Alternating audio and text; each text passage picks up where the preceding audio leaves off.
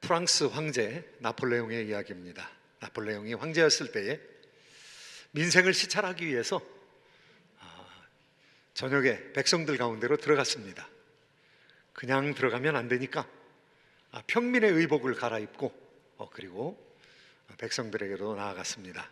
우리나라에서도 옛날 조선시대 임금들이 평민의 복장을 갈아입고 백성들에게 가서 백성들에게 무엇이 어려운지 무엇이 힘든지 이렇게 살펴보는 그런 일들을 가졌는데 미행이라고 그렇게 말하였습니다.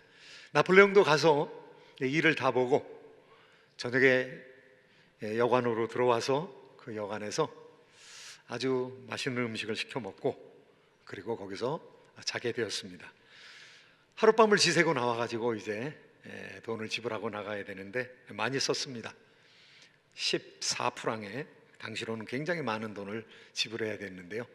부관이 가가지고 지불하려고 보니까 지갑이 비어 있는 겁니다. 큰일이 났습니다. 그래서 주인한테 좀 사정 이야기를 했습니다. 지금 돈이 없으니까 그러는데 좀 1시간만 기다리고 있으면 돈을 가져오겠다고 그렇게 이야기를 했더니 막 주인이 욕을 하면서 경찰을 부르겠다고 그러는 겁니다. 제발 좀 봐달라고. 나폴레옹도 자기 지갑을 보니까 옷을 갈아입으면서 돈을 따로 챙겨오지를 않았습니다. 참 낭패가 되었습니다. 그런데 그 어려워하는 모습을 본 웨이터가 보통 사람들은 아닌 것 같거든요.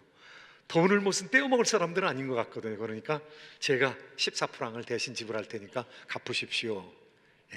그래서 간신히 14프랑을 빌려가지고 주인한테 드렸습니다. 그리고 바로 그 근처에 관공서에 가가지고 1시간이 되어서 다시 돌아왔습니다.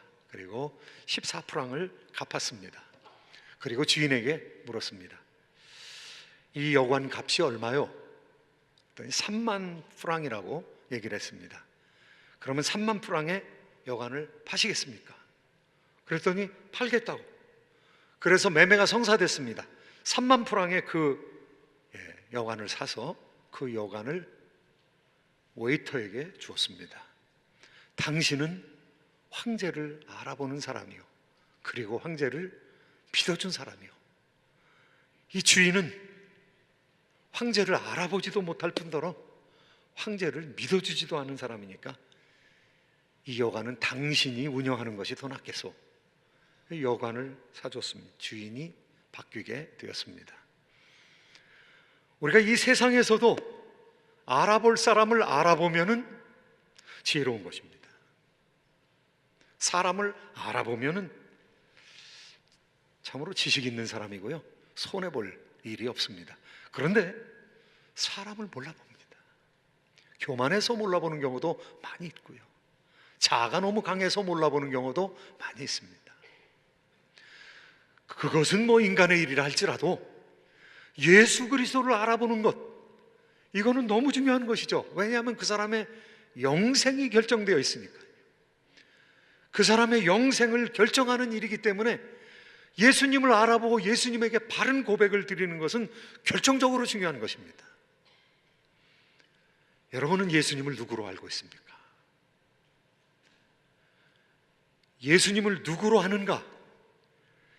그 예수님을 누구로 아는가에 따라서 예수를 영접할 수도 있고 예수님을 영접하지 않을 수도 있는 것이죠. 믿을 수도 있고 믿지 않을 수도 있는 것이죠. 오늘 종려주일을 맞이하여 예수님께서 예루살렘에 입성하는 이야기는 사복음서에 똑같이 나옵니다. 내용은 조금씩 변화되었지만 사복음서에 공통적으로 나오는 하나님의 말씀입니다. 그러니까 이 귀절이 얼마나 중요한가? 그런데 무엇 때문에 중요한가? 예수님의 정체에 대해서 얘기하고 있기 때문에 그렇습니다. 사람은 좀 몰라줘도 괜찮습니다. 사람은 오해할 수도 있습니다. 그런데 예수님에게는 우리가 분명히 알아야 되고, 예수님은 분명한 우리의 고백이 예수님을 향해서 드려져야 되는 것이죠. 예수님은 누구십니까? 왕이십니다. 예수님을 사람들이 왕으로 지금 영접하고 있는 모습이 여기 나오고 있습니다. 예수님은 어떤 왕이십니까? 겸손한 왕이십니다. 예수님께서는 자신이 예루살렘에 입성하실 때에 나귀를 타고 입성해야 될 것을 아셨습니다. 왜냐하면 스가랴 9장 9절에 자기에 대한 예언을 예수님께서 하셨거든요. 그리고 그냥 들어가신 것이 아니라 나귀를 타고, 나귀 새끼를 타고 들어가셨습니다. 그것은 선지자의 예언을 이루려고 했던 것이죠. 예수님 자신이 왕이라는 사실을 나타내기 원했던 것이죠. 오늘 말씀 가운데 4절 5절의 말씀 우리 같이 한번 읽으면서 예수님의 정체가 무엇인지 한번 살펴보도록 하시겠습니다. 같이 한번 4절 5절 읽습니다. 시작. 이는 선지자를 통하여 하신 말씀을 이루려 하심이라. 일러스되 시온 딸에게 이르기를 내 왕이 내게 임하나니 그는 겸손하여 나귀 곧 멍에 매는 짐승의 새끼를 탔도다 하라 하였느니라. 왕이 임하신다는 것이죠. 너희의 왕이 임한다는 것이죠. 예루살렘의 왕이 임한다는 것이죠. 예수님께서 자기를 왕으로 생각하시고 입성하신 것입니다. 그 예언을 이루기 위해서 입성하신 것입니다. 놀랍게도 4명의 복음서 기자들, 이 사복음서는 이 기록을 다 하고 있는데요, 이 기록을 왕의 입성이라고 기록하고 있는 것입니다. 다윗의 후손이 다윗의 나라를 세우기 위해서 입성하신다고 얘기하고 있는 것이죠. 그리고 주의 이름으로 오시는 이여 호산나 호산나. 호산나는 정치가를 향해서, 개선장군을 향해서 칭송하는 말이거든요. 구원하소서 구원하소서 주의 이름으로 오시는 이여. 여기서 주라는 말은 주인이라는 말이 아닙니다. 여기서 주라는 말은 여호와라는 말입니다. 여호와의 이름으로 임하시는 이여. 여러분 화면에 보시면은요, In the name of the Lord 21장 9절에 In the name of the Lord, 이 Lord라는 말이 대문자로 쓰여져 있습니다. L도 대문자고요, ORD가 대문자를 조그맣게 쓴 이 Lord라는 말, 신약 성경에서 그냥 소문자로 Lord 하면은 주인이라는 뜻이지만은 LORD를 대문자로 써서 저렇게 사용하면은 하나님을 일컫는 말입니다. 그러니까 하나님의 이름으로 오시는 이여, 이 말씀은 시편 118편 26절의 인용입니다. 하나님의 이름으로 오시는 이가, 하나님께서 택하셔서 하나님의 아들로 임하시는 이가 왕이라는 것이죠.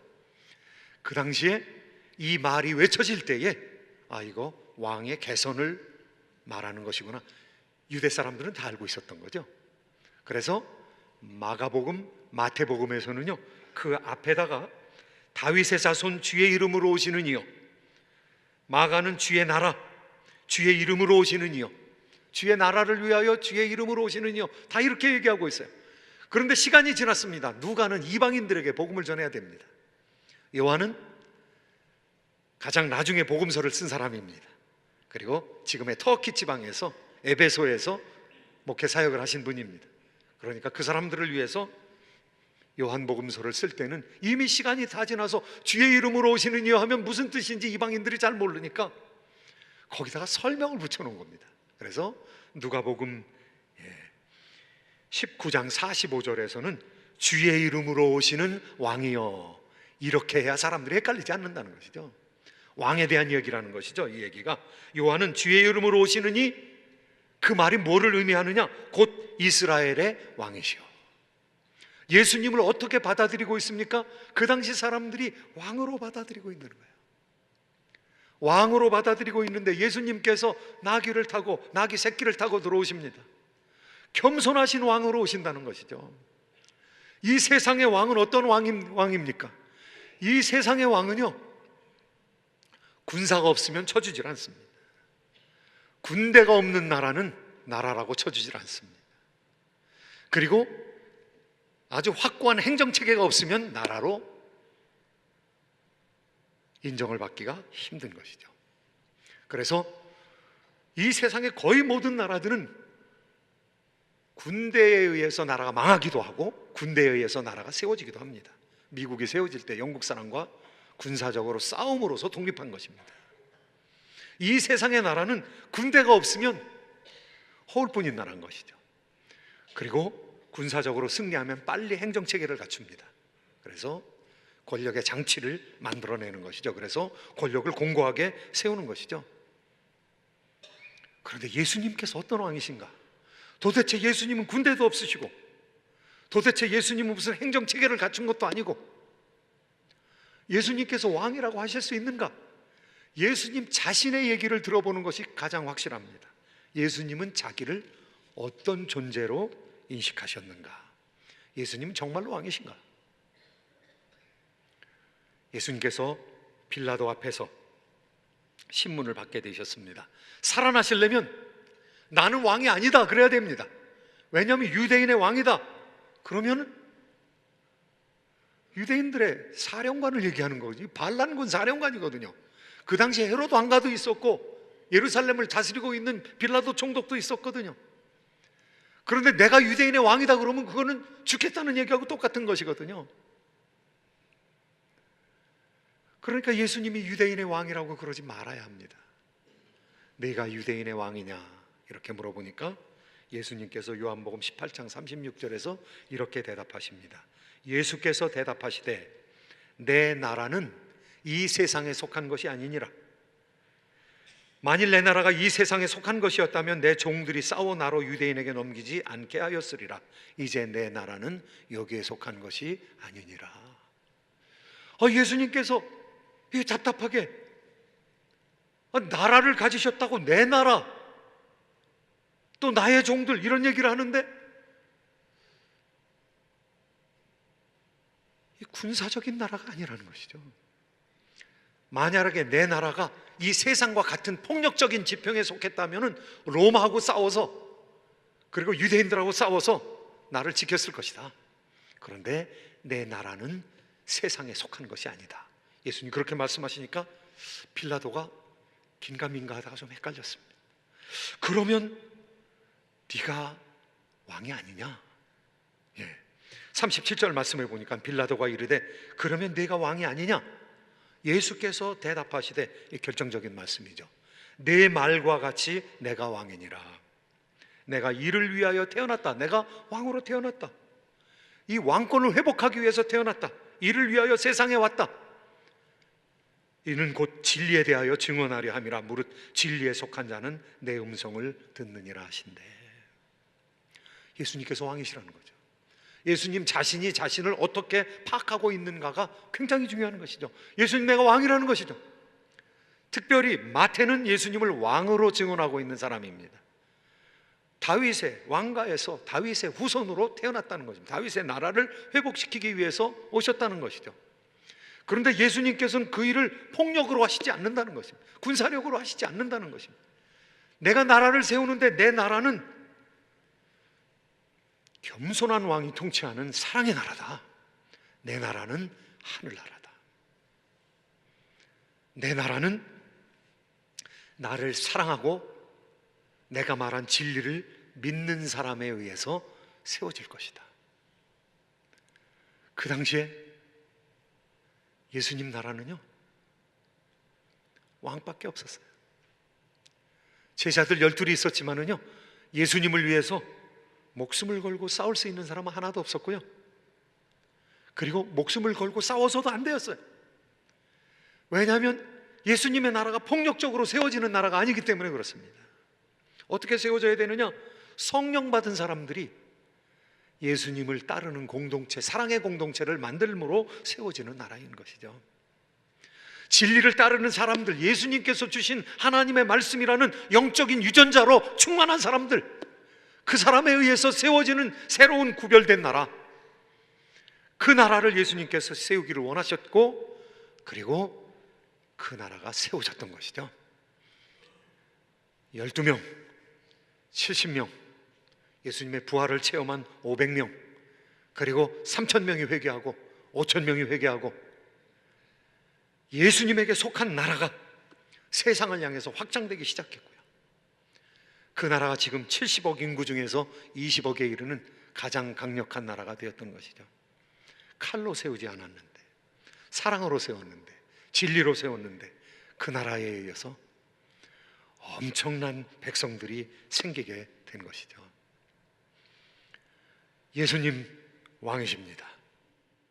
보리떡 5개와 물고기 2마리로 이제 대박 난 겁니다. 이스라엘 백성들은. 그분을 왕으로 삼기만 하면은 먹는 문제가 해결되는 것이죠.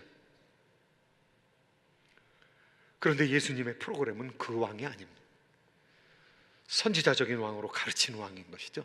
그리고 죽어야 되는 왕이거든요. 오늘 본문에는 나타나 있지 않지만 예수님 제사장적인 왕이거든요. Priestly King. 예수님께서는 제사장이면서 왕이시거든요. 제사장이면서 왕이 된 사람이 있었습니까? 있었습니다. 역사상에 멜기세덱입니다. 멜기세덱은 예수님 오시기 오래전에 아브라함과 동시대에 살던 살렘 왕이었습니다. 예루살렘 왕이었습니다. 예루살렘 왕이었는데 왕이면서 지극히 높으신 하나님의 제사장이었습니다.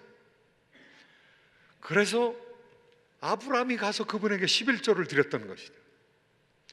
전쟁에 승리하고 돌아오면서 그분에게 11조를 드릴 정도로 높으신 왕인데, 예수님은 멜기세덱의 반차를 따라서, 멜기세덱의 질서를 따라서 오신 분이라는 것이죠. 멜기세덱의 모형을 따라서 오신 분이라는 것이죠. 예수님 왕이면서 예수님 제사장이라는 것이죠. 그럼 어떻게 제사를 드려야 되겠습니까? 예수님께서 대제사장인데 예수님께서 제물이 된다는 것입니다. 참 놀라운 일이죠. 제사장이 제물이 된다는 것입니다. 세상 죄를 지고 가는 하나님의 어린 양을 보라. 성령의 충만한 세례 요한이 광야에서 자기에게 세례를 받으러 나오시는 분을 향해서, 예수님을 향해서 하신 말씀입니다. 세상 죄를 지고 가는 하나님의 어린 양을 보라. 부활하신 예수님을 만났던 사도 바울은 예수님께서 우리의 화목 제물이 되셨다, 제물이 되셨다고, 속죄 제물, 속건 제물이 되실 뿐만 아니라 화목 제물이 되셨다고, 그래서 우리와 하나님 사이를 이어주셨다고, 사랑의 관계로 만들어주셨다고, 회복시켜 주셨다고 말씀하고 있는 것이죠. 예수님은 제사장이십니다. 예수님이 자기 자신이 제사를 지내야 된다는 생각을 가지셨던 것이죠. 예수님은 어쩔 수 없어서 그냥 몰려가지고 돌아가신 것이 아닙니다. 예수님은 피할 수 있는 엄청난 능력이 있었습니다. 아버지여, 내가 이 십자가를 지는 것이 너무너무 어렵습니다. 저는 안 지기를 원합니다. 그런데 내 뜻대로 하지 마시고 아버지의 뜻대로 하시옵소서. 하나님의 뜻을 구하고 있는 것이죠. 싸우려고 하는 베드로, 칼을 가지고 대제사장 말고의 귀를 벤 그 베드로를 향해서 칼로 일어난 자는 칼로 망한다.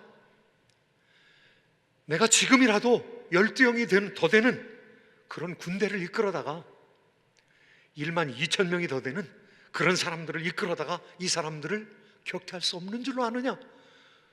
하늘 군대를 내가 끌고 와가지고 그렇게 하면은 하나님께서 예언한 그 예언의 말씀이 어떻게 이루어지겠느냐? 세상 죄를 지고 가는 어린 양으로서 내가 바쳐져야 하나님 백성들을 구할 수 있는데, 내가 죽지 아니하고 십자가를 지지 아니하고 어떻게 내 백성을 내가 얻을 수 있겠느냐? 예수님 말씀하시는 것이죠. 예수님은 능력을 안 사용하시는 것이 참으로 힘든 일이었습니다. 자신도 모르게 능력을 사용할까 봐 걱정하셨던 것이죠. 그래서 신포도주를 주는데 모략이 탄, 정신을 몽롱하게 해서 고통을 더는 그 신포도주에 빠지면 내가 어떻게 될지 알지 못하니까 예수님께서 그냥 고통을 그대로 당하시면서 십자가를 지기를 간절히 사모하셨던 것이죠. 예수님이 왕이십니다. 예수님이 왕이라면 예수님께서 정의를 이루셔야 되거든요. 왕은 사랑과 함께 정의를 실천하는 자가 되어야 되거든요. 어떤 정의를 예수님께서 이루셨습니까?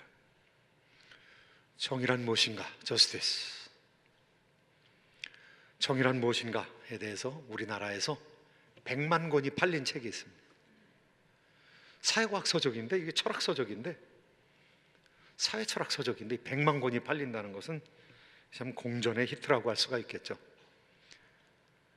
마이클 샌들이라는 사람이 지은 책입니다. 하버드 대학에서 하버드 대학생들한테 교양과정으로 정의에 대해서, 이 윤리적인 딜레마에서 어떻게 바른 선택을 하느냐, 그것을 가르치는 책입니다. 쉽지 않은 책입니다. 저도 읽어봤습니다. 쉽지 않은 책입니다.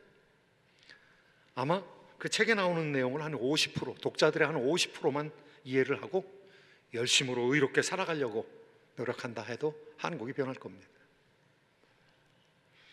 거기서 정의에 대해서 세 가지 이론이 있다고 얘기하고 있습니다. 하나는 자유주의적인 정의, 존 롤스라는 사람으로 표현되어진 개인이 어떻게 fair lot, fairness, 이 공평한 몫을 가지게 되느냐, 그 공평한 몫을 계산해 가지고 가질 수 있다는 것이죠. 그렇게 돼야 좋은 사회라는 것이죠. 두 번째는 제러미 벤담의 최대 다수의 최대 만족, 공리주의적인 정의가 있다고 합니다. 많은 사람이 행복해지는 것이, 많은 사람이 최대 다수가 최대로 행복해지는 것이 정의다, 이렇게 얘기하고 있습니다. 세 번째는 공동체주의 정의가 있습니다. 바로 마이클 샌델이 거기에 속해 있는 학파인 것이죠. 그런데 그런 정의의 관념으로 예수님을 해석할 수가 없습니다. 예수님은 의의 왕이고 평강의 왕이신데 예수님께서는요, 개인의 몫을 페어하게 누렸느냐? 예수님처럼 처절하게 당한 사람이 없는 것이죠. 자기 거를 다 내어주고 또 버림받은 것이죠. 세상에서 예수님처럼 당하신 분이 없으시죠.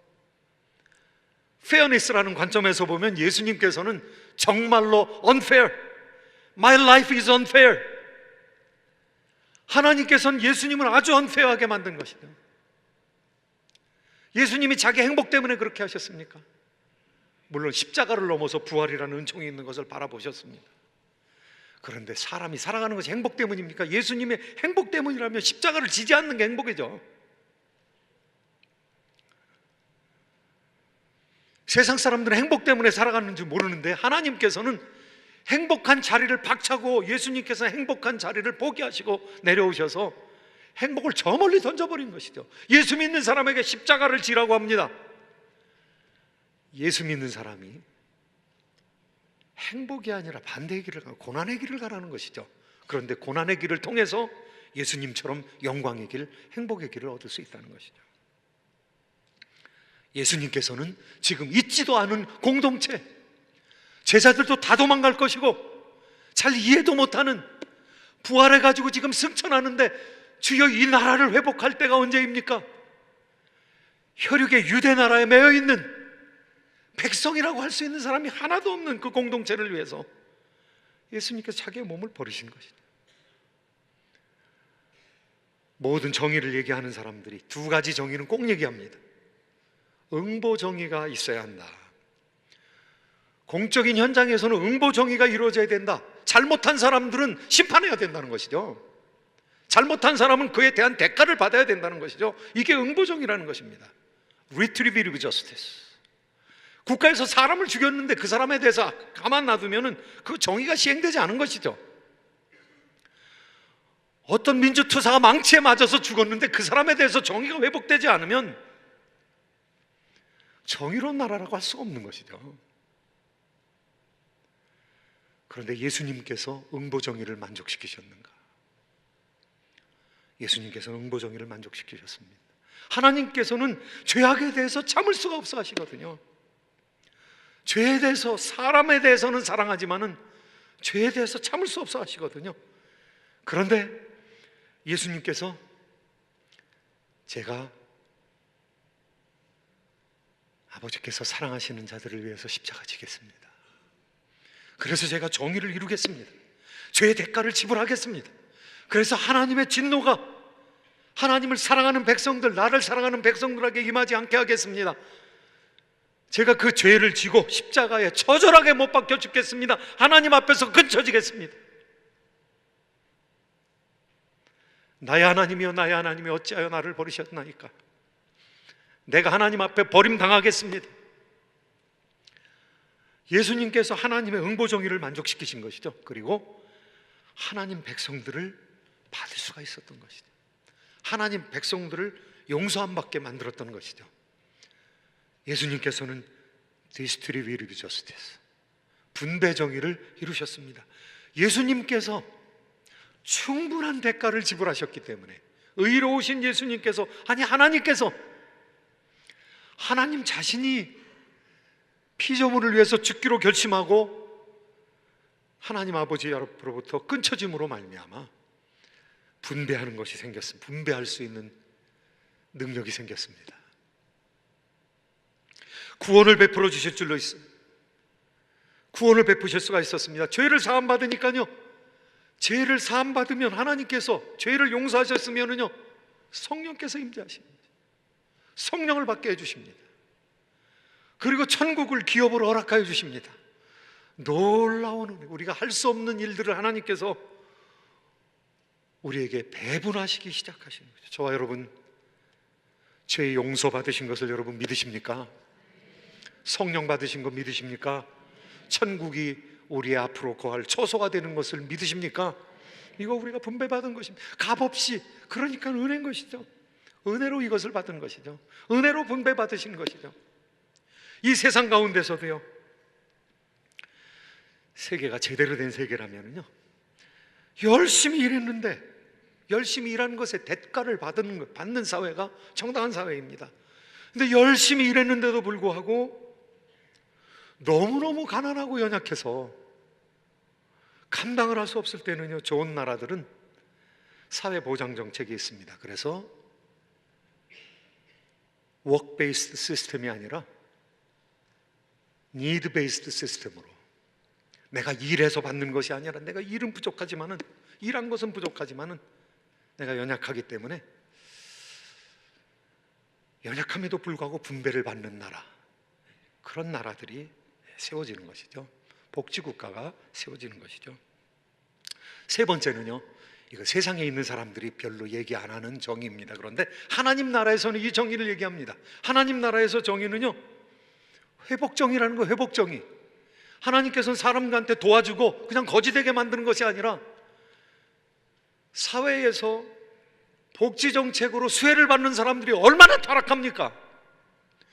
복지정책 받지 말아야 되는데 받는 사람이 얼마나 많습니까?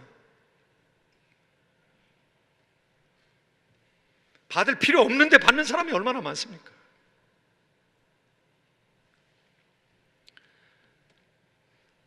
복지정책이 사람을 망가뜨리는 것이죠. 왜냐하면 범죄한 사람이기 때문에 그런 것이죠. 그런데 하나님께서는 그 사람들이 회복돼야 된다는 거예요. 회복돼야 된다. Restorative justice. 회복 정의를 얘기하고 있는 거죠. 농사 다 지으면 구탱이는 그냥 좀 남겨둬라. 구탱이는 남겨둬라. 이삭을 흘렸으면 이삭 흘린 거 줍지 말아라. 좀 높은 데 있는 과일들은 싸그리 따지 말아라. 몇 개 좀 남겨둬라. 그리고 6년이 지나고 7년째 되면 그냥 남겨둬라. 그냥 그 수확하지 말아라. 6년 때 이 두 해 먹을 거를 줄 테니까 그렇게 하지 말아라. 희년이 오면은 너희들 다 고토로 돌아가라. 자기 땅으로 찾아 들어가고 빚을 다 탕감해 주어라. 이 하나님의 회복정의죠. 회복정의. 그런데 예수님께서 우리에게 베풀어 주신 정의는 이 회복정의를 우리 하나님께서 베풀어 주시는 것이죠. 너희들 회복되어라. 옛날에 너희들이 하나님의 형상으로 창조함을 받았다. 지금 망가졌지만 그런데 회복돼야 된다. 성령을 통해서 우리에게 새로운 인격을 허락하여 주시는 것이죠. 그리고 하나님 앞에 점점 더 성숙한 자가 되게 하여서 신의 성품에 참여하는 자가 되게 하시는 것이죠.